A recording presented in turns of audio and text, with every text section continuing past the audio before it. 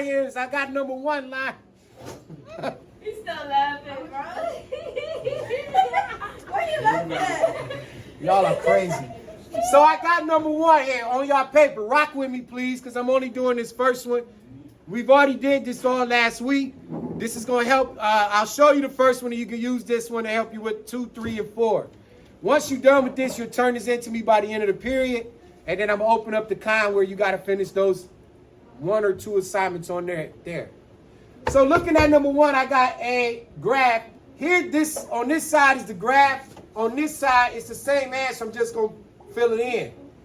So we look at this one. What do we know about the domain in number one? It's all the values of x is what? What would be my domain?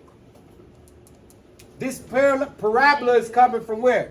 What do we put as the domain? What does... Say all what?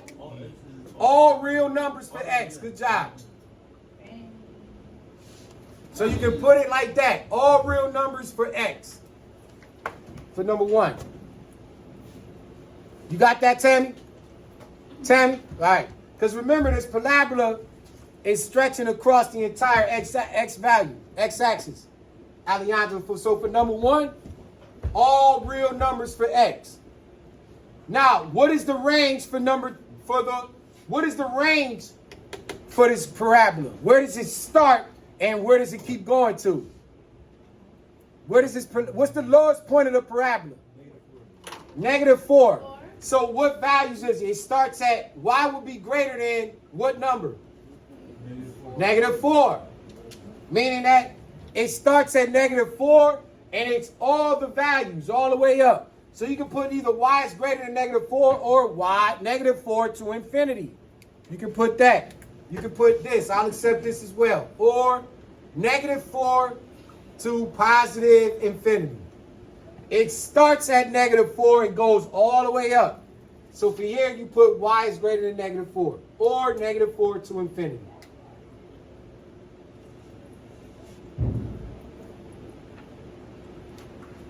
My x-intercepts. Where does this parabola cross the x-axis at? Where does it cross the x-axis at? How many times does it cross at?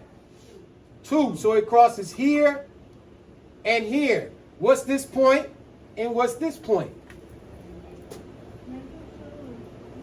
-2 and 0. So your first x-intercept, -2 and 0. And what's the next where it crosses at? Crosses here, -2 and 0, and 5 and 0. 6 and 0. That's a 6. It goes in 2, 4, 6. It's marked off evens. Booth. What is the y-intercept? Where does this parabola cross the y-axis? -3 and what? 0, -3. So it'd be 0, -3. Good job. 0, -3. Nice work. Now, if I'm looking for the vertex,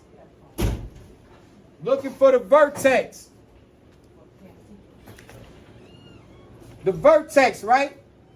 Hold on 1 second. All the vertex I'm doing number one for y'all. What did we talk about last class with the vertex? And the x value of the vertex is really the what? What did the x value of the vertex did what to the parabola?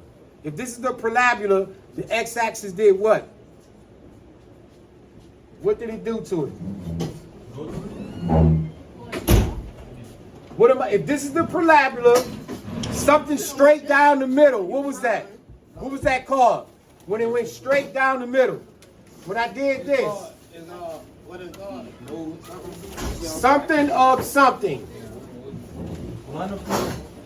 What was that went straight down? Begins with an A. Of symmetry, but it begins axis. So what do we know about the x value? In the vertex, the x value is also the axis of symmetry. So what's the vertex? What did we say the vertex was? The vertex is either the what point or the what point? The highest or the lowest. So is this vertex the lowest point or the highest point? So what's the vertex? It's right here. -4. No. What's the coordinate of the vertex? 0. Nope. 2 -4. 2 -4. So your vertex is 2 -4. What also do we know about the x value of the vertex? It's what? It's your what? Lowest point. No, what the x value of the vertex is also the what? So what's the axis of symmetry here? 2. Remember, the axis of symmetry is the x value of the vertex. That's a test question. What's my minimum value? The minimum value is the same as the vertex. What's the minimum value? Good. Remember, the minimum value and the vertex are going to be the same. And does this parabola open up or down? Up. Ladies and gentlemen, those are the characteristics of a quadratic. You got numbers 2, 3, and 4. Y'all can work together. You can use the videos if you need. All right? That was it.